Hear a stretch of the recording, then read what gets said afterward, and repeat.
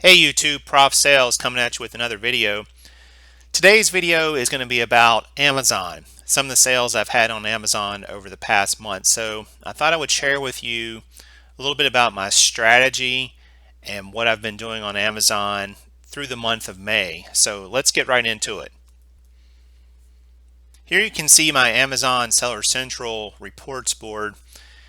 And for the month so far, I've had 51 orders with a total sales of $14.32, which is an average of $28 per item.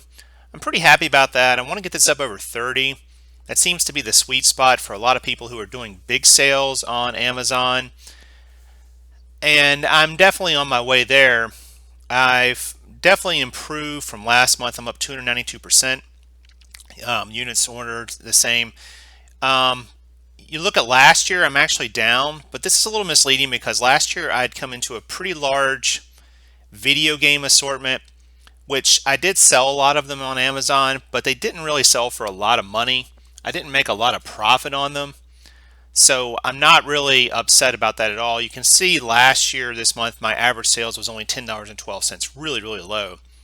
Whereas this month it's 28.08 and last month it was 23.60. So definitely moving in the right direction there. So I'm pretty happy overall with the results.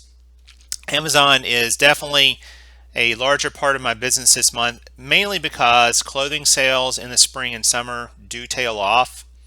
So I'm looking at probably a 90-day slowdown in terms of my jean sales and other clothing items I have. So I've had to pivot to Amazon. Doesn't mean I'm going to quit selling on eBay, not at all. I'm actually going to keep increasing my listings on eBay along with some smalls as long as I have jeans as well to go to more listings on eBay. And I just feel like this strategy, this two-prong strategy focusing on both platforms, will pay bigger dividends down the road. I'm really trying to build up my inventory levels on Amazon. The reason for this is once you build up a larger inventory allotment on Amazon or eBay, you're going to get residual sales just keep coming in over the days and weeks and months that follow from things that you listed a long time ago. And it also becomes easier to maintain it. It's that initial buildup that's really difficult. So I'd like to get, 1,000, 1,200, 1,500 items on Amazon. And I'm nowhere near that yet, but I'm definitely moving in the right direction. This is my biggest month ever on Amazon so far, which is nice because eBay has been slower. So I'm definitely moving in the right direction with Amazon and hopefully can take up some of the slack from eBay. So I thought now I would share with you 10 items that I've sold in the past basically 3 weeks on Amazon, what I bought them for and what I sold them for, and kind of an idea about what my profits were in general. First item is a Chronicles of Narnia CD set. Actually, my girlfriend found this at a yard sale. I believe we paid $1 for it. This set was new in the shrink wrap. It actually was, I think, $99 brand new, which was still printed on the box. As you can see here, it sold for $57. So this is a nice set. What a great story the Chronicles of Narnia is in general. If you haven't been exposed to it, you should check it out. It's an awesome story, awesome set of books, and several books and so on. But for 57 bucks, that's great profit for a $1 investment. And I'm really happy that this one sold as quickly as it did. Next up is the Alaresltima Ultimate Mattress Protector. This particular item, I actually paid $20 for this in a Goodwill. I didn't think it was a huge value, but it did sell for $50. So even after fees, I almost doubled my money. I love finding bedding items and so on that are new in the package. You really have to check and make sure that they are new in the package and not just cleverly resealed. But usually you can tell because there will be cardboard inserts sometimes. The folds will look perfect and crisp when they come just from the factory. You can tell if they haven't been changed or altered. And I scanned this one and knew that it would go for decent money. I didn't know that it would go quite for 50 bucks, but that's where I priced it at. It seemed to be where the market was. And for a $20 pickup, this is still pretty good, a pretty good dollar amount for this item. Maybe not as high a ROI, but anytime you can make 20 bucks on netting $20 on an item that only took you 5 minutes to really look everything up about it, I mean, you can't complain about that. Next up is a Microsoft L2 Life camera. This item was also new in the box. I found this at a church sale. Someone had it. You could tell it was still new. They had it for $3, I believe, was what I paid. 40 bucks. With the whole Microsoft, Sony, Nikon debacle, I was glad I got this in under the wire and it sold before, all of a sudden we couldn't sell any more of these items. A $40 flip on a $3 item, I mean, that's a no-brainer. I love new in the package electronics, and anytime it's something like Microsoft, it's got pretty good quality. It's probably going to go for a nice price, and this one did. Next up is a Walkie Dog Petgo free bicycle leash. This allows you to walk your dog while you're bicycling. This particular one was an older one that they no longer had on Amazon, but I saw that it had a price of $48.99. I believe we paid $1 for this at a yard sale, which is crazy to think about the ROI on that, $1 and into $49, right? But again, new in the package items, anything that's weird or quirky that maybe could be discontinued or hasn't sold in a long time, it's always worth scanning, always worth taking a risk on. And this one obviously sold for really good profit, so really happy about that one. Next up is a Buffalo Games puzzle, Rockwell the Rookie. It's a 1,000-piece puzzle. I love new puzzles. I don't fool with opened puzzles. Too much risk of a piece missing or somebody saying there's a piece missing. But I pick up puzzles all the time. I look for the 1,000-piece and up. They tend to sell for a better amount. The 500 just don't really sell for that much. I believe this was $3 at a Goodwill. So for $20.94, a nice profit on that one. I probably profit about 12 bucks on that after fees and so on. Somewhere in that range, maybe 11. But, new in the package, new in the shrink wrap puzzles, always check those out when you're in a thrift store or out anywhere.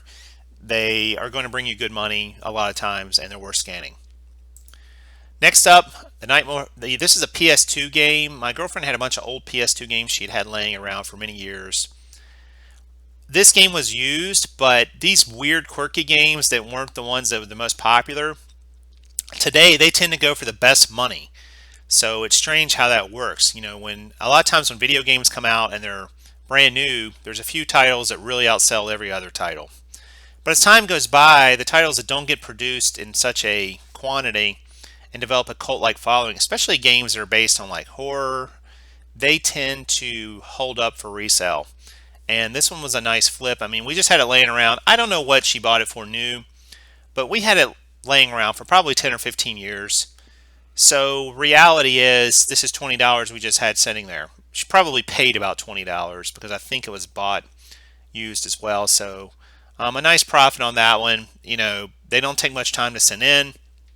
You can put them in a 6x9 padded envelope if you want to protect them. Stick the FN SKU label. These are all Amazon FBA items, by the way, and you just get it out of your hair and just wait until it sells. And this one sold. I think this one sold actually really quickly, probably within a week of me sending it in.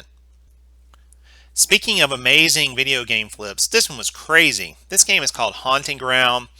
It's a PlayStation 2 game. It's old. I mean, it probably came out 12 years ago. Again, this was another one we just had sitting around. I couldn't believe the prices when I went to list this one. But I thought, why not stick it up there for 80 bucks? They've gone for that amount. Let's see what happens. It sold within a day of hitting the warehouse. So, really happy about that. Again, older games. This was a horror type game. I think it had different endings based on how you played it, which is kind of cool. And, somebody got a nice game. So, 80 bucks, not going to complain about that at all. Next up, an HP toner cartridge. I picked this one up at a Goodwill up in Winston-Salem for $5 plus tax. Again, sealed, the original cartridge. Picture on this one actually sucks. That's not my picture. It's whoever had initially listed this one. But, it sold for $30. So 5 into 30. You'll take that kind of 6x on your money all day long. Energy Anatomy Audio CD. Interesting story on this one. We went to a yard sale, and this particular sale had some boxes sitting around that said $5 for the box. I don't remember everything else that was in this one. I think we got about 5 items out of this box, but this was the first item I saw. And when I scanned it, I'm like, well, that pays for the box right there. You know, and if there's anything else good in here, and I think I found 2 or 3 other items that were, you know, maybe worth another $20. So for $5, you know, $44.70. This was new, sealed in the shrink wrap. Can't beat that. I think it sold again in about 2 days after hitting the warehouse. So a great flip from $5 to $44.70. So be on the lookout for those, you know, still sealed up CDs. They still sell. This was from 2001. You know, it's a cool, quirky little CD about energy and so on, how it works in your body. I don't know all the ins and outs of it, but obviously somebody out there really likes it. And since it came out in 2001, chances are you're not going to be able to find any more except on Amazon, which is where, you know, we sold it. So, you know, somebody got a great deal and we got a great sale. Last up, mechanical design book. I think I mentioned a few weeks ago how I found a lot of engineering books on Craigslist. I think I bought 57 books. I ended up paying $235 for them, but they were all in really, really great shape. Some of them were not really worth reselling, so I donated them. So I'll get a tax write-off on the donation of those, but about half of them were worth selling. This is just one. So you can see I paid I sold it for $95. I basically paid just a bit over $5, actually a little under $5 now that I think about it, for each of these books. I've sold some other ones of these too. I'm already pretty much gotten my money back out of these, and I've still got a lot more to go, and they'll sell.